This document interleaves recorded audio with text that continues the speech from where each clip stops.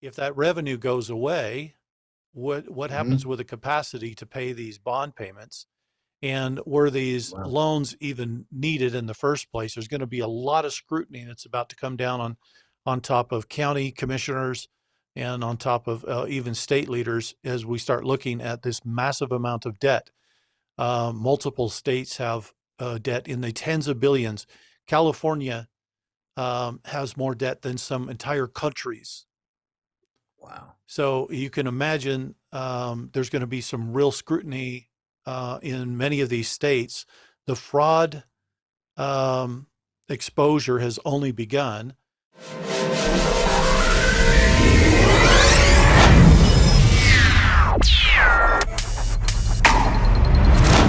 While we're on the subject of BlackRock, I understand they recently limited withdrawals amid concerns over a $2 trillion private credit market situation that's happening out there. Would you concur? What are your comments about that? These are some big numbers. Yes, there's some it was very big numbers because they deal in the big numbers. But ultimately, the challenge is you have some investors in BlackRock that are pulling back, saying this market isn't looking too good for me, and I want to pull some of my money back because I want to put it into protect mode. And they weren't allowing this to occur. So they were putting holds on the Mm. withdrawals, Mhm. which only caused more panic.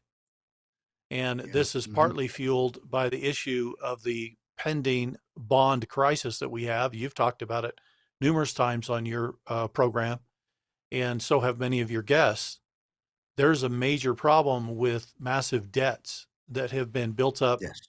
municipal bonds, particularly in the municipal bond category, where you've had a variety of cities, states, and even county corporations that have amassed a great amount of debt. Mhm.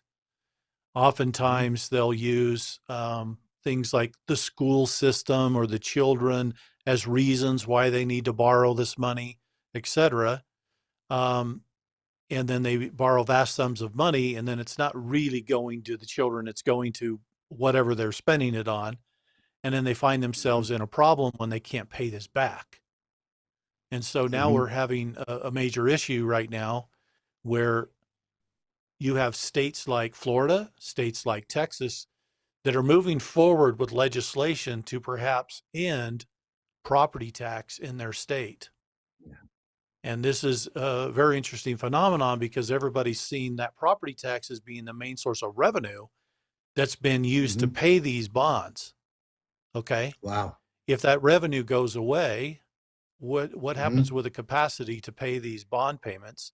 And were these Wow. loans even needed in the first place? There's going to be a lot of scrutiny that's about to come down on top of county commissioners and on top of even state leaders as we start looking at this massive amount of debt.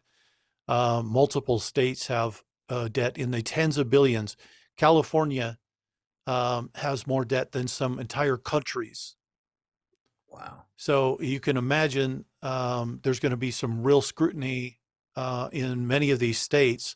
The fraud exposure has only begun.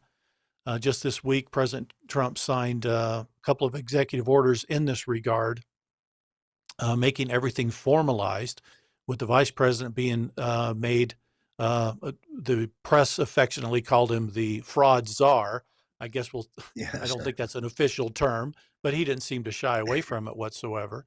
And Right. he's putting together an entire team of people to start looking into the fraud in each one of these individual states with regards to federal funds.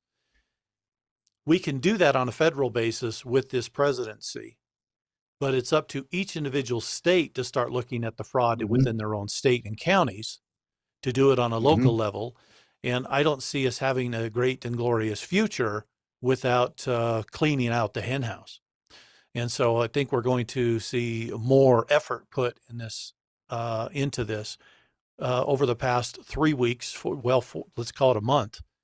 There have been tens of billions of dollars that have already been exposed as being fraudulent payments in just the Medicare and Medicaid system into various states. We thought Minnesota was really bad California's even worse. We haven't even looked at Illinois and New York yet. That's just beginning. New York was given a notice by Dr. Oz, who's over the Medicare, Medicaid, to come up with a plan. He's given New York 30 days to come up with a plan of how they're going to root out the fraud in the system in their state. So we'll see what New York comes up with. But within the next 30 days, they might start taking action. And those actions could be areas where they immediately identify fraud and simply start cutting off payments. So I share all of that because it ties in with this bigger picture of the bond crisis that's looming. You can't have mountains and mountains of debt out there and there not be some way to solve the debt crisis. The problem with many of these debts is these debts aren't owned by the Federal Reserve or some other big entity like that. There's individuals, there's corporations, there's all kinds of people that invested in these municipal bonds. So the fact that these could potentially begin to default is going to put some major stress upon the financial system in general.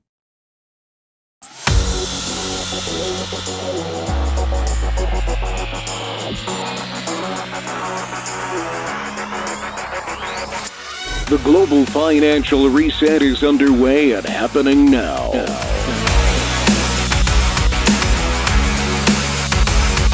The battle rages on with competing parallel systems. The current deep state Federal Reserve Central Bank system and the system President Trump and team has developed. While the dawning of the golden age is upon us, we are presently in the danger zone through the reset transition. Join me and my prominent guests every Wednesday live at 8:30 p.m. Eastern on JMC Broadcasting's backup Rumble channel on X, Facebook, and YouTube. Sign up for JMC's free weekly war report, including notifications of when the Global Financial Reset Show is published. The future is bright, and it belongs to us, not to the global elite. Global Financial Reset. Only from JMC Broadcasting.